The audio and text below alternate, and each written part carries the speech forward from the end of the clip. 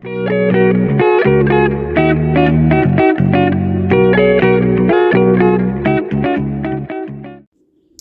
everyone, welcome back to my channel.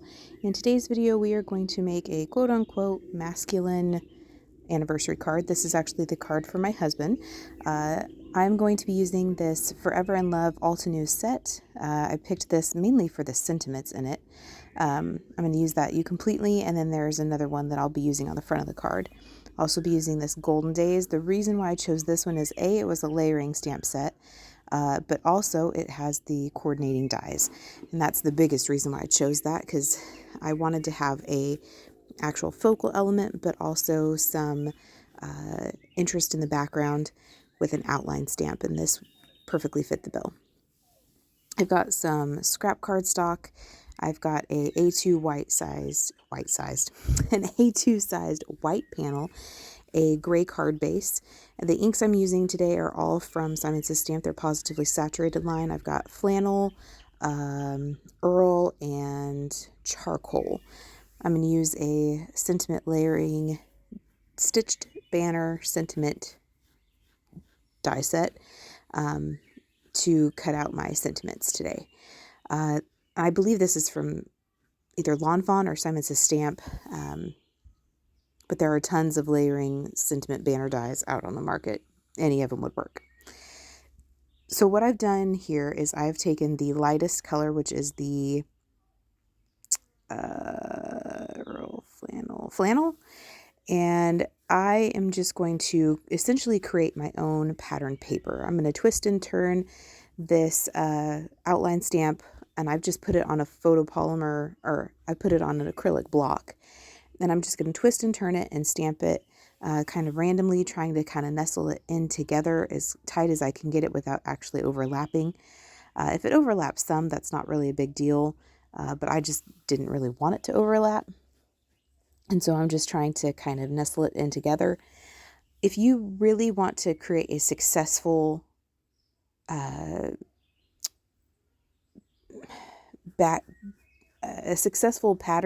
that looks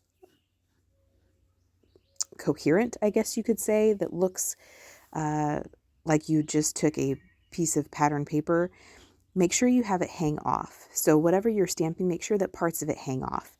If you have everything centered and nothing actually comes off the edge of the paper, it doesn't look right. So making sure that some pieces of it actually hang off the side will really help. So here you saw me take that light color and stamp that outline. This one I'm actually going to do all of the layers on. And eventually I thought I was going to do kind of like a no line look, but I was like, nah. So I pulled out some Gina K amalgam ink, and I'm going to stamp the outline in that. And that was a better choice. I think that just kind of helped bring this image together. I don't think that the outline in the lightest color would have looked bad. I just think that I prefer this black better. You saw me use my Hero Art scrubbing tool. Y'all, I'm loving it. I don't know if I mentioned to you before, but I was using like a flour sack cloth, and sometimes that would leave like little fuzzies on my stamps, and then when I would go to stamp them again, those fuzzies would go on the image because I wouldn't see that they were there until I actually stamped it. And if you're stamping it on your actual project or the card base or whatnot, it's really difficult to get that to, you're going to have to get creative on how you kind of cover that up or just live with it. So I'm really, really liking that. It doesn't leave lint, it doesn't leave fuzzies, and it cleans things really well. I was spraying like the stamp itself and then taking the scrubbing block to it, but I think it works better if you spray the scrubbing block with water or whatever cleaner you're using and then take that to the image. I think that works a lot better. So here I have that black outline. That was amalgam ink, so it dries fairly quick. I didn't have any issues with it like bleeding or anything. And I've taken that next layer, which has the most solid area, and I'm just trying to twist and turn this and find out where this actually is supposed to line up. This took me an exorbitant amount of time, y'all. I really, really appreciate that Altenew takes the time to put a layering guide together for you. And you're going to see me pull that out now because I was like twisting and turning it and could not figure out how to get this to line up right. And so I'm going to pull out this layering guide, and that's going to really help me. So what I do when I pull out this layering guide is I line up that stamped image, how it is aligned on the layering guide. So if the layering guide has it turned a specific way, I turn my stamped image that same specific way, because that just helps my brain kind of figure out where these things are supposed to go. And that helped me tremendously line this up a heck of a lot faster. That third layer I really struggled with. I don't know why, but my brain was not working. I am very sleep deprived, y'all. We have a 3-week-old. And so I was very sleep deprived, and I was kind of in a rush when I was making this card because I just made my son's birthday card, and he's going to be 14 in a few days. And so I had just laid littles down for naps, and I was kind of under the gun. So my brain was really struggling getting these things lined up today.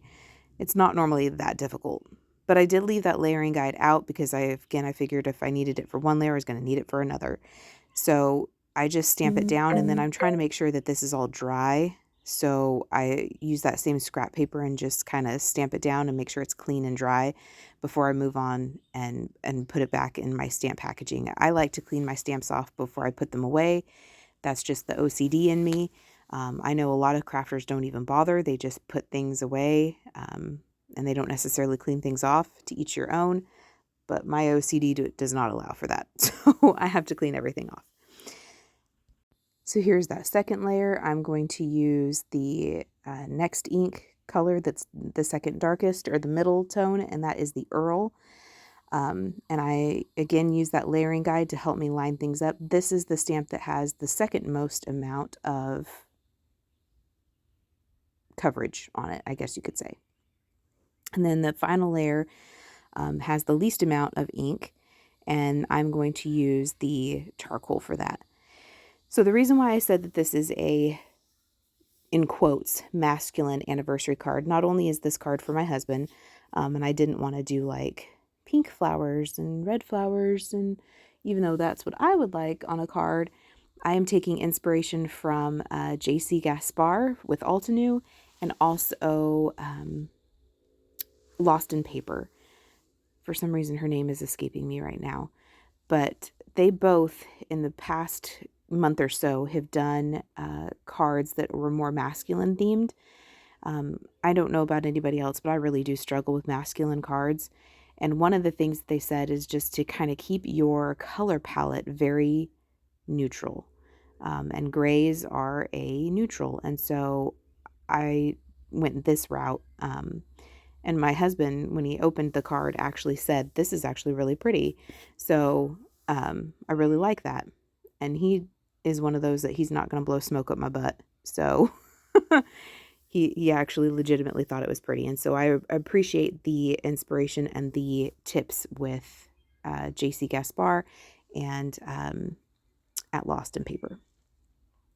You know, with the idea of keeping the color palette very neutral. That was very helpful. And I think this flower actually really turned out quite pretty. This is a really pretty stamp set anyways. This is the Golden Days stamp set again from Altenew. And I have always been a fan of Altenew's florals. And then I started to get into their layering florals. And they are just really beautiful and easy to line up when you're not sleep deprived and your brain is not functioning correctly. So anyway, now I'm using that Forever in Love stamp set. I'm going to use the remainder of that paper and just kind of stamp those out. And I'm going to do that in the, I think I do that in the Earl ink. So that middle tone. These ink pads are very, very juicy. And so you're going to see that I end up kind of smudging them the first time. Because I pressed too hard. I pressed too hard.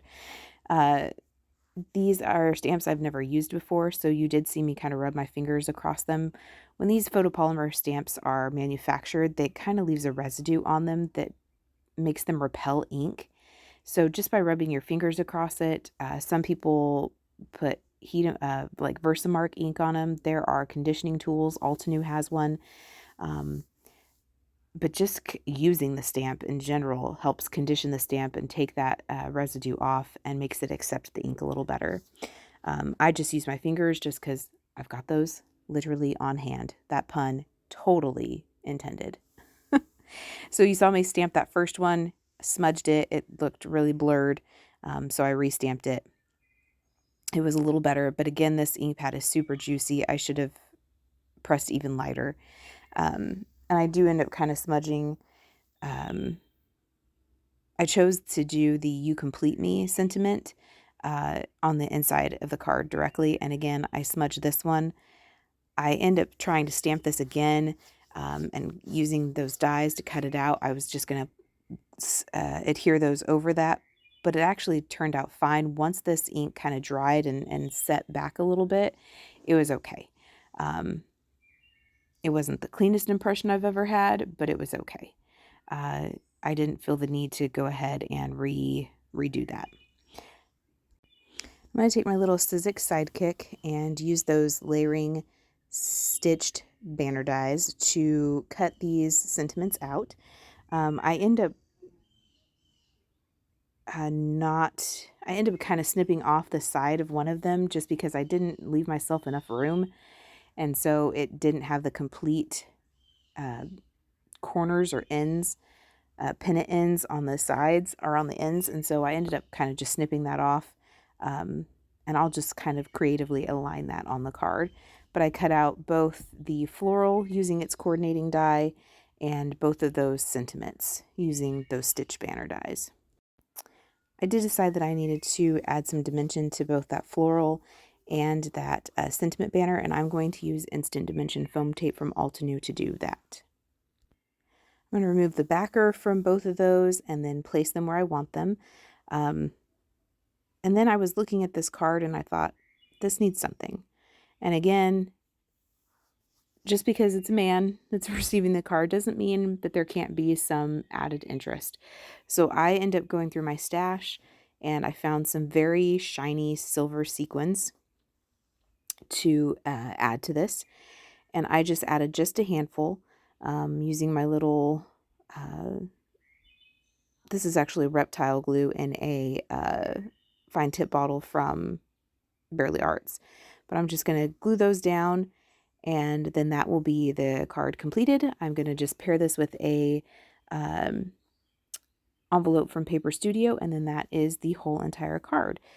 So I appreciate you spending time with me today. I hope that you feel inspired and realize that just because it's a masculine card doesn't mean that it still can't have some floral and some shine to it. Just keep your color palette very neutral, and it still looks beautiful and true to you and the things you like to create, but is still a acceptable, I guess you could say, card for a man. So again, I appreciate you spending time with me, and I hope you have a great day, and we will see you next time. Bye.